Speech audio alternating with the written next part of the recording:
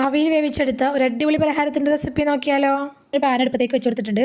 അതിലേക്ക് ഒരു 1.25 കപ്പോളം വെള്ളം ചേർത്ത് കൊടുക്കുന്നുണ്ട്. പിന്നെ അതിലേക്ക് ചേർത്ത് കൊടുക്കുന്നത് കുറച്ച് ഓയിലാണ്. പിന്നെ അതിലേക്ക് ആവശ്യമുള്ള വളരെ കുറച്ച് ഉപ്പും കൂടി ചേർത്ത് കൊടുത്തിട്ട് നന്നായിട്ടൊന്ന് മിക്സ് ചെയ്തെടുക്കുക. വെള്ളമൊക്കെ അത്യാവശ്യം നന്നായിട്ട് തിളച്ച് വരുന്നുണ്ട്. ആ സമയത്ത് ഞാൻ അതിലേക്ക് 1 കപ്പ് അരിപ്പൊടിയാണ് ചേർത്ത് കൊടുക്കുന്നത്. അരിപ്പൊടി ചേർത്ത് കൊടുത്ത് കഴിഞ്ഞാൽ ഇനി നമ്മൾ പത്തിരിക്കൊക്കെ പൊടി വാട്ടിയെടുക്കില്ലേ, അതുപോലെ നന്നായിട്ടൊന്ന് ഇളക്കി മിക്സ് ആക്കി എടുക്കണം. നല്ലപോലെ ഈ പൊടി വെള്ളത്തിൽ കിടന്ന് നന്നായിട്ടൊന്ന് വാട്ടി തന്നെ എടുക്കണം. മാവൊക്കെ നല്ലപോലെ റെഡി ആയിട്ട് വന്നിട്ടുണ്ട്. അതിൽ വെള്ളമൊക്കെ വറ്റി പാനിൽ നിന്ന് വിട്ട് വരുന്ന കണക്കിനായിട്ടുണ്ട്. ഇനി നമുക്ക് ഫ്ലെയിം ഓഫ് ചെയ്ത് കൊടുക്കുക. ഓഫ് ചെയ്ത ശേഷം ഈ പാനിൽ നിന്ന് മാറ്റിയിട്ട് വേറൊരു പാത്രത്തിലേക്ക് മാറ്റി കൊടുക്കുക. ഇനി ഇത് മൂടി വെച്ച് കൊടുക്കുക. മൂടി വെക്കണം കേട്ടോ, ഇല്ലെങ്കിൽ മുകൾ വശം ഒരു ഉണങ്ങിയ പോലെ ആയി പോകും. എന്നിട്ട് ഒരു സൈഡിലേക്ക് മാറ്റി വെക്കുക. ഇനി വേറൊരു പാൻ അടുപ്പത്തേക്ക് വെച്ച് കൊടുത്തിട്ടുണ്ട്. അതിലേക്ക് ഞാൻ 1 ടീസ്പൂൺ ഓയിൽ ചേർത്ത് കൊടുത്തിട്ടുണ്ട്. നിങ്ങൾക്ക് വേണമെങ്കിൽ വെളിച്ചെണ്ണയോ അല്ലെങ്കിൽ നെയ്യോ ഒക്കെ എടുക്കാട്ടോ. നെയ്യിലൊക്കെ ചെയ്തെടുക്കുന്ന സമയത്ത് നല്ല ടേസ്റ്റ് ഉണ്ടാവും. അതിലേക്ക് 1 ടേബിൾ സ്പൂൺ കശുവണ്ടി കട്ട് ചെയ്ത് ചേർത്ത് കൊടുത്തിട്ടുണ്ട്. അതുപോലെ തന്നെ 1 ടേബിൾ സ്പൂൺ ഞാൻ ബദാം കട്ട് ചെയ്തതും കൂടി ചേർത്ത് കൊടുത്തിട്ടുണ്ട്. അപ്പോൾ കുറച്ചധികം ചേർത്ത് കൊടുത്താൽ നല്ല ടേസ്റ്റാണ് കേട്ടോ. അതുപോലെ തന്നെ ഇതിലേക്ക് കപ്പലണ്ടി ചേർത്ത് കൊടുക്കേണ്ടവർക്ക് അങ്ങനെയും ചേർത്ത് കൊടുക്കുക. അത് ചേർത്താലും നല്ല ടേസ്റ്റ് ഉണ്ടായിരിക്കും.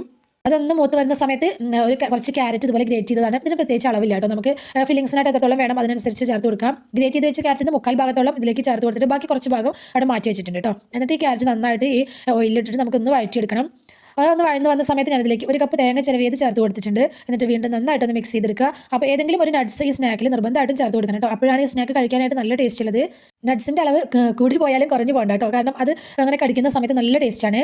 അപ്പോൾ നമ്മൾ തേങ്ങ ചേർത്ത് കൊടുത്ത് ഒന്നങ്ങ് തേങ്ങയുടെ വെള്ളം ഒന്ന് വറ്റി വരുന്ന സമയത്ത് നമ്മുടെ മധുരത്തിന് ആവശ്യമായിട്ടുള്ള ശർക്കരപ്പാനി ഇതിലേക്ക് ചേർത്ത് കൊടുക്കുക. ശർക്കരപ്പാനി ഉണ്ടാക്കുന്ന സമയത്ത് ഒരുപാട് വെള്ളം ചേർക്കാതെ വളരെ കുറച്ച് വെള്ളം ഒഴിച്ച് മാത്രം ശർക്കര ഉരുക്കി എടുക്കാൻ പാടുള്ളൂ. അല്ലെങ്കിൽ നമ്മുടെ ഫില്ലിങ്സിൽ വെള്ളത്തിൻ്റെ അളവ് കൂടി പോകും കേട്ടോ. ശർക്കരപ്പാനി കൂടി ചേർത്ത് കൊടുത്തിട്ട് നമ്മൾ ഇത് നന്നായിട്ടൊന്ന് വഴറ്റിയെടുക്കണം.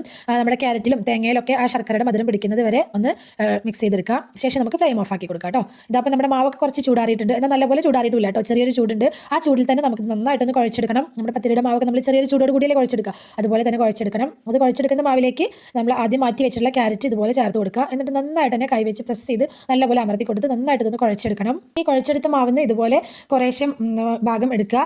എന്നിട്ട് കയ്യിൽ ചെറുതായിട്ടൊരു ഓയിലോ അങ്ങനെ എന്തെങ്കിലും ആക്കി കൊടുക്കുക കേട്ടോ. എന്നിട്ട് ഇതുപോലെ കുറച്ച് ഓയിലാക്കി കൊടുത്ത ശേഷം കുറേശ്ശെ മാവ് എടുത്തിട്ട് ഇതുപോലെ കൈവച്ച് നമുക്കിതൊന്ന് പരത്തിയെടുക്കണം.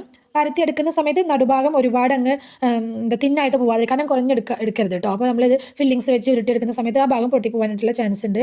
അപ്പോൾ കയ്യിൽ ഇതുപോലെ വിരൽ വെച്ചിട്ട് ഇങ്ങനെ നമ്മൾ ആ പരത്തി കൊടുക്കുന്ന സമയത്ത് തന്നെ സിമ്പിളായിട്ട് ഇത് പരത്തിയെടുക്കാനും പറ്റും കേട്ടോ. ഇനി ഇതിലേക്ക് നമുക്ക് ആവശ്യമായിട്ടുള്ള ഫില്ലിങ് വെച്ച് കൊടുക്കുക. എന്നിട്ട് ഇതുപോലെ അങ്ങ് ക്ലോസ് ചെയ്ത് കൊടുക്കുക. എന്നിട്ട് ഒന്ന് ഉരുട്ടിയെടുക്കുക. നമുക്ക് ഇഷ്ടമുള്ള ആകൃതിയിൽ നമുക്കിത് ആക്കിയെടുക്കാൻ പറ്റും. ഞാനിപ്പോൾ ഉരുട്ടിയെടുക്കുകയാണ് ചെയ്തിട്ടുള്ളത്. ഈ ഒരു ഷേപ്പിൽ ഉരുട്ടിയെടുത്തിട്ടാണ് ഞാൻ ചെയ്തിട്ടുള്ളത് കേട്ടോ. നമ്മൾ ഫില്ലിങ്സ് ഒക്കെ വെച്ച് ഉരുട്ടിയെടുത്തിട്ടുള്ള ഈ പലഹാരം നമുക്ക് ഇതുപോലെ ആവിയേറ്റണം. ഇഡ്ഡലി ചെമ്പിലാണ് ഞാൻ ആവിയേറ്റി എടുക്കുന്നത്. വാഴയിൽ വെച്ചെടുത്തിട്ടുണ്ട്. അതിൻ്റെ മുകളിലേക്ക് ഇതുപോലെ ഉണ്ടാക്കി വെച്ചിട്ടുള്ള പലഹാരം ഓരോന്ന് വെച്ച് കൊടുക്കുക. എന്നിട്ട് ഒരു 5 മിനിറ്റ് നേരം ആവിയേറ്റി എടുക്കുക. ഇതപ്പോൾ 5 മിനിറ്റിന് ശേഷം ഞാൻ മൂടി തുറന്ന് നോക്കിയിട്ടുണ്ട്. ഒട്ടും പൊട്ടിയൊന്നും പോവാതെ നമുക്ക് നല്ല അടിപൊളിയായിട്ട് തന്നെ നമ്മുടെ സ്നാക്ക് കിട്ടിയിട്ടുണ്ട്. ഈ മധുരപലഹാരങ്ങൾ ഇഷ്ടപ്പെടുന്ന എല്ലാവർക്കും എന്തായാലും ഇഷ്ടമാവും. ഇതിൻ്റെ ഫില്ലിങ്സ് ഒക്കെ കിഡോ ടേസ്റ്റാണ്, ഒരു രക്ഷയില്ലാത്ത ടേസ്റ്റ് ഉണ്ട് കേട്ടോ. അപ്പോൾ നിങ്ങൾ എന്തായാലും ഒന്ന് ട്രൈ ചെയ്ത് നോക്കണം. വീഡിയോ ഇഷ്ടമായിട്ടുണ്ടെങ്കിൽ ലൈക്ക് ചെയ്യാനും ഫോളോ ചെയ്യാനും മറന്നു പോവല്ലേ.